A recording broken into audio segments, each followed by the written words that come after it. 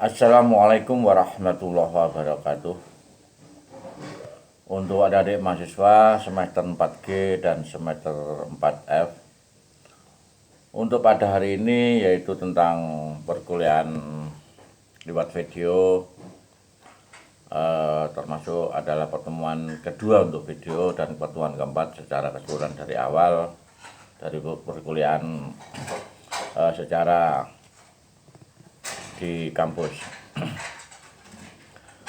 Pada hari ini saya akan menyampaikan tentang materi kuliah etika bisnis di dalam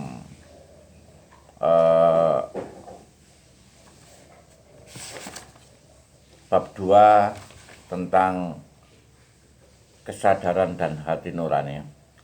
Tetapi sebelumnya saya ingatkan kembali, kalau kemarin saya menyampaikan bahwa antara hukum dan moral, jadi hukum dan moral itu berkaitan walaupun punya makna yang berbeda. Ya, kalau hukum itu sebagai pembatasan perbuatan moral, dan moral itu adalah perilaku daripada manusia. Nah, hari ini saya menyampaikan tentang materi kesadaran dan hati nurani. Nah, kita mengenal hati nurani bukan partai loh ya, bukan partai Hanura, hati nurani. Nah, hari ini saya menyampaikan tentang hati nurani, bahwanya setiap manusia, hati nurani ini adalah instansi pada dirinya sendiri. Artinya instansi itu yang mengetahui, ya, yang mengetahui apapun itu adalah hanya di hati kita. Nah, secara definisi,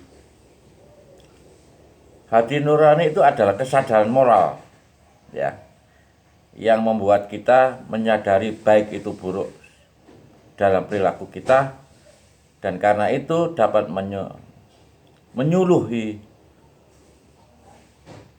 dan membimbing perbuatan kita ke dalam bidang moral. Nah, ini definisinya. Nah, berarti kalau kita kaitkan dengan kesadaran, ya, kesadaran bahwa setiap manusia itu punya hati nurani dan mengetahui apa yang dilakukan, baik itu buruk, maka berarti kalau dikaitkan dengan kesadaran berarti dia mengetahui. Misalkan kita melakukan sebuah bisnis, ya, jadi bisnis itu kalau kita lakukan secara benar, maka kita mempergunakan hati nurani. Kita tidak hanya mengambil keuntungan saja, kita juga memberikan kepuasan kepada konsumen. Nah, ini mengetahui. Jadi agar bisnis itu seimbang antara konsumen dan produsen saling mempunyai keuntungan. Nah, ini kita menyadari. Tetapi ada seorang pembisnis yang hanya mencari untung tetapi tidak memikirkan kelanjutannya, sehingga ini cepat tidak kondusif. Kalau kemarin disebut tidak mempunyai etika bisnis. Nah, kembali ke tentang kesadaran. Jadi manusia itu sesadar-sadarnya mengetahui apa yang dilakukan. Kalau melihat definisi ini, nah, ini sebagai contoh agar mudah kita untuk menganalisanya. Ketika itu ada seorang anak berwisata dengan orang tuanya ke kebun binatang.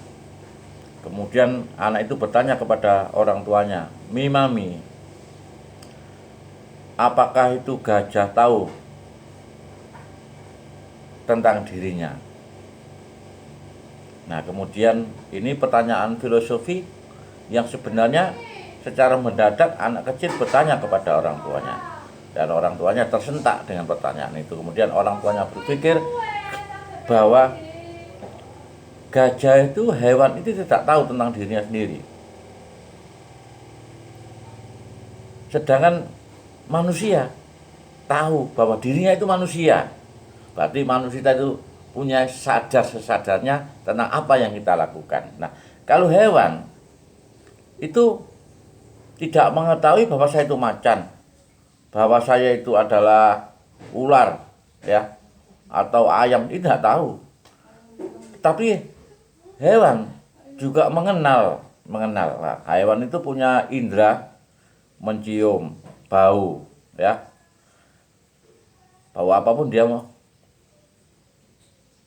mengetahui atau mengenal, tetapi tidak tahu tentang dirinya sendiri, tentang dirinya kalau saya itu ayam. Nah, itu perbedaan. Sehingga apa yang dilakukan manusia tentang buruk atau tidak moralitasnya, itu kalau kita lihat dengan kesadaran dan hati nurani, itu berarti memahami.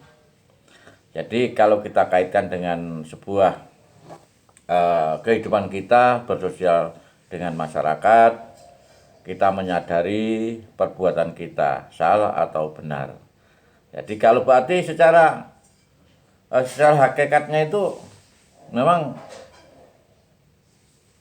sering kita menyadari bahwa perbuatan yang kita lakukan itu ketika kita setelah kita mengetahui bahwa itu salah, maka hal itu dikatakan khilaf. Nah, ini sering. Nah, padahal itu enggak khilaf.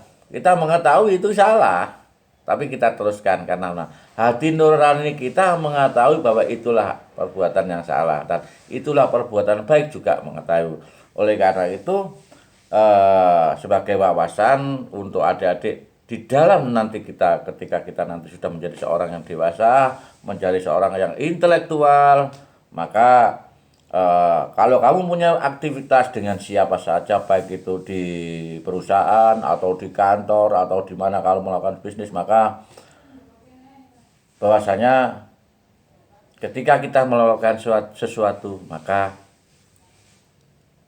berpikirlah dengan bijak secara objektif. Jadi jangan dirimu menjadi objek daripada hatimu, sehingga kamu dikendalikan, kamu mengetahui hal yang salah tetapi kamu lakukan perbuatan itu. Jadi berkaitan dengan kamu menjadi seorang pembisnis, maka lakukan dengan hati nurani, ya, dengan kesadaran dan punya etika, sehingga bisnis kamu bisa lancar sesuai dengan tujuan ketika kita berkarya. Saya kira itu yang dapat saya sampaikan. Memang ini agak cepat, karena apa? Ini kaitannya dengan kota. Jadi agar kita tidak membutuhkan kos yang banyak, ya. Maka nanti kita kembangkan ke dalam arti kesadaran dan hati nurani yang kaitannya di dalam kita beraktivitas dengan masyarakat, dengan dunia bisnis, juga dengan dunia ilmu, disiplin dengan ilmunya. Terima kasih, saya akhiri. Wassalamualaikum warahmatullahi wabarakatuh.